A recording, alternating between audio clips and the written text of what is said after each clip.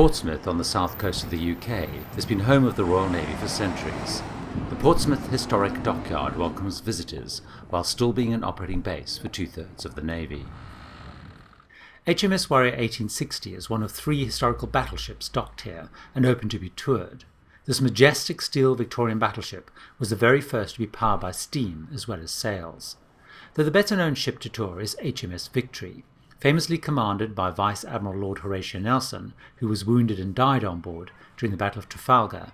It led a fleet of 27 ships that defeated the combined French and Spanish Navy in 1805 off the coast of Spain. Over 800 men lived, worked and fought on this battleship. It is still in commission and is the official flagship of the First Sea Lord. Inside this building is the third and most recent battleship addition to the dockyard. Hidden in darkness inside here are the remains of the 500-year-old Mary Rose, Henry VIII's flagship battleship, sank in a battle off the coast in 1545. Located in 1972, raised in 1982, and opened to public view in 2013. On the 19th of July 1545, Henry VIII watched from land as his flagship led the attack against an invading French fleet in the Battle of the Solent. Today his waxwork watches this huge screen, telling the story of the battle. On board the Mary Rose were almost 500 men. After firing her cannons, the ship turned, keeled to one side, filled with water, and sank fast. Only 30 people survived. Travelling up in a glass-sided elevator, you can see the half of the ship that survived 500 years submerged in silt at the bottom of the sea.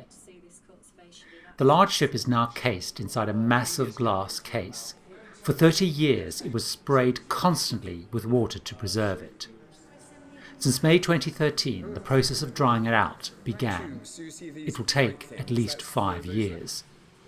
Half of the museum is this vast glass case, where at different levels and angles you can view the remains of the battleship. Opposite the wreck is a mirror image of the ship. Here the actual cannons found buried with the ship have been placed and lined up with where they would have been on the decks opposite. The rest of the museum explores the preservation and thousands of artifacts found with the ship. Different members of the crew, like this one here, have been recreated. This was achieved using the skeletons, bones, and the skulls found with the ship. There are a series of sections, like this for the master carpenter, showing what they probably looked like, what they did, their personal and professional effects. The carpenter section even includes a skeleton of his pet dog that drowned caught in a sliding door when the ship sunk.